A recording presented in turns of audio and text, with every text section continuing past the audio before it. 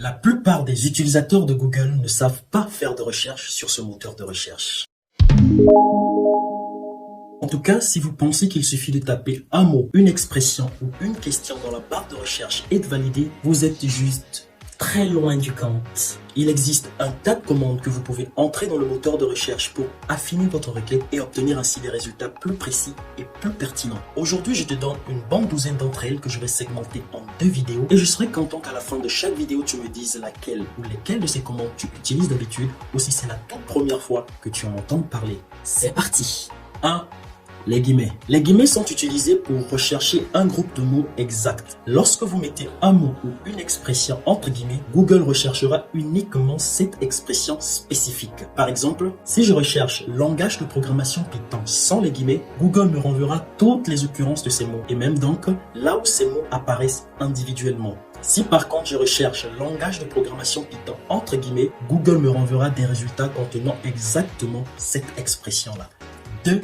Define. L'opérateur define est utilisé pour obtenir la définition d'un mot ou d'une expression. Lorsque vous utilisez define suivi d'un terme, Google vous renvoie la définition de ce terme ainsi que d'autres informations connexes. Par exemple, si je recherche define technologie, Google me renverra la définition du terme technologie ainsi que d'autres informations connexes et relatives. 3. L'opérateur de soustraction. Le moins ou -6 est utilisé pour exclure un terme de votre recherche. Si vous placez un moins ou un tiret devant un terme, Google exclura les résultats contenant ce terme. Par exemple, si je recherche recette-viande, Google me renverra en résultat des recettes, mais qui ne concernent pas les viandes. De même, si je recherche série zombie moins The Last of Us entre guillemets, parce qu'il s'agit d'une expression, Google me renverra en résultat des séries zombies, mais exclura The Last of Us. 4. L'opérateur d'addition. Le plus force Google à inclure un terme dans vos résultats de recherche ou à donner la priorité à un terme. Par exemple, si je recherche histoire plus Brazzaville, Google m'affichera des pages web qui parlent d'histoire, mais donnera la priorité à celle de Brazzaville. 5. L'opérateur de site. L'opérateur de site permet de restreindre la recherche à un site web en particulier. Lorsque vous utilisez site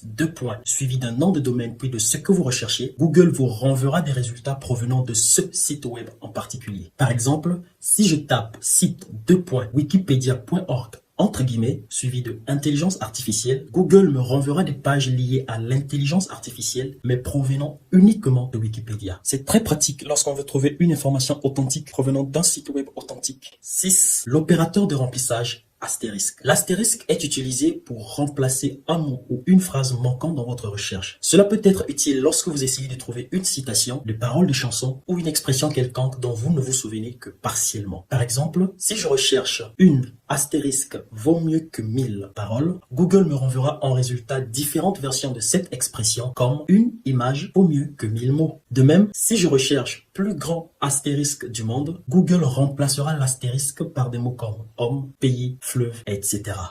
C'est la fin de cette première partie. Je te donne rendez-vous dans la seconde partie pour découvrir d'autres opérateurs que tu peux utiliser pour tes recherches Google. Mais je suis déjà curieux de lire en commentaire quelles sont les commandes que tu utilises d'habitude ou si c'est la toute première fois que tu en entends parler. En attendant la deuxième vidéo, tu connais la chanson.